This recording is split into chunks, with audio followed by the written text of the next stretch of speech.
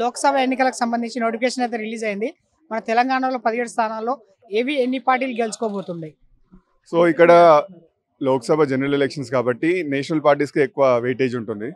So BRS కూడా ఈ మధ్య బయటపడిన కుంభకోణాలు, కాళేశ్వరంది, లిక్కర్ స్కామ్ ఇవన్నీ వస్తున్నాయి, వాళ్ళకు కూడా పెద్ద దెబ్బ తాకుతుంది. సో కాంగ్రెస్ బీజేపీ మధ్యలోనే ఉంటుంది. And mostly BJP has done great job. అంటే నేషనల్ లెవెల్ ఆర్టికల్ 370 రద్దు చేసిరు, రామ మందిరం కట్టిరు, ఉత్తరాఖండ్లో యూసీసీ తీసుకొచ్చిర్రు, ఇటువంటి చాలా చేసిర్రు. ఎక్కడ చూసినా ఇన్ఫ్రాస్ట్రక్చర్ కనిపిస్తుంది. ఆఖరికి మన రాష్ట్ర ముఖ్యమంత్రి మోదీని బైసాబ్ అని, మీ అండదండలు ఉంటేనే మేము కూడా ఎదుగుతాము అన్నాడు. ఆఖరికి ఏంటంటే గుజరాత్ మోడల్ మనకు కావాలంటే దే యాక్సెప్టెడ్. బీజేపీ చేసింది కరెక్ట్ అని ఇప్పుడు అందరికీ అర్థమైపోయింది. సో దానివల్ల అడ్వాంటేజ్ బీజేపీకే ఉంటుంది, బీజేపీకి ఎక్కువ వచ్చే ఛాన్సెస్. అంటే మీరు బీజేపీ అంటారు, ఇప్పుడు గత 10 సంవత్సరాలు పరిపాలించిన మన తెలంగాణ తెచ్చిందని చెప్పేసి కేసీఆర్ మీద విశ్వసించి ఆ విధంగా ఓట్లు పడే అవకాశాలు లేవని చెప్పేసి. అదే ఇప్పుడు నేషనల్లా గాంధీ తెచ్చిందని కాంగ్రెస్కి ఇచ్చినాం 50 ఏళ్ళు, ఏం చేశారు? ఇప్పుడు 10 ఏళ్ళలో మనకు అర్థమైపోయింది, సోషల్ మీడియా ఉంది, అందరికీ నాలెడ్జ్ పెరిగింది కాబట్టి 10 ఏళ్ళలో ఈయన చేసింది ఏం లేదు, ఆ సెంటిమెంట్ తోటి దోచుకున్నాడు తప్ప ఏం లేదు. సో దట్ ఈస్ నోన్, అంటే అందరికి అర్థమైపోయింది అనమాట. అందుకే ఇప్పుడు ఛాన్సే లేదు. అండ్ వాళ్ళ అనే మాటలు కానీ, వాళ్ళ చేసే పద్ధతే కానీ, ఒక సంస్కారం లేకుండా మాట్లాడులు, అంటే ఒక పిఎం వస్తే సీఎం పోకపోవడము, రెస్పెక్ట్ ఇవ్వకపోవడము, అవన్నీ ఇప్పుడు ప్రజలు పిచ్చోళ్ళు కాదు కదా.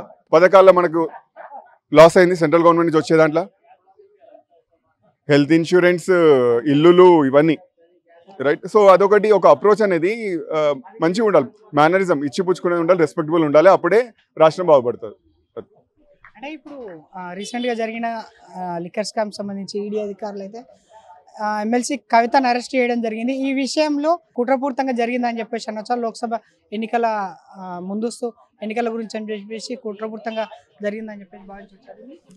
సో కవితను అరెస్ట్ చేస్తే బీజేపీకి అడ్వాంటేజ్ అనేది ఏం లేదు. అది చేస్తే అసెంబ్లీ ఎలక్షన్స్ ముందు చేస్తారనే కొద్దిగా అడ్వాంటేజ్ ఉంటుండే, ఇప్పుడు ఏముంటుంది? ఏముండదు. ఇదంతా ఓన్లీ ఏంటంటే పొలిటికల్ గేమ్ అని ప్రతిపక్షాలు చెప్తుంటాయి. కాకుంటే అంత క్లియర్గా బయటపడినాక వాస్తవానికి ఏంటంటే 19వ తారీఖు నాడు ఆమె వాయిదా ఉంది. 19వ తారీఖు అంటే ముందు వచ్చి వీళ్ళు ఈ విధంగా అరెస్ట్ చేయడం కొంతవరకు అదే విధంగా పబ్లిక్ అయితే భావిస్తుంది. ఆల్రెడీ ఇప్పుడు ఏంటంటే, ఇప్పుడు కవిత మేడం ఎన్నోసార్లు పోయింది, ఈడీ పిలిస్తే పోయింది, మాట్లాడొచ్చింది. మధ్యలో ఏమైంది? లాస్ట్ 3-4 టైమ్స్ పోలే. ఎందుకు పోలే? ఆమె తప్పు లేకుండా ఎందుకు పోదు? అర్థం చేసుకోండి. ఇంకొకటి, ఆమె పేరు ఒక్క దగ్గర కాదు కదా. ఇప్పుడు అరవింద్ కేజ్రీవాల్ మంత్రి ఒక ఆయన ఉన్నాడు, జైల్లో ఉన్నాడు, ఉప ముఖ్యమంత్రి మనీష్ సిసోడియా, ఆయనని లోపల పోయినప్పుడు కవిత ఎంత అండి? సో కవిత గారు ఏమైనా తప్పు చేయకుంటే ఫైట్ చేయమనండి, ఎవ్రీవన్ విల్ సపోర్ట్.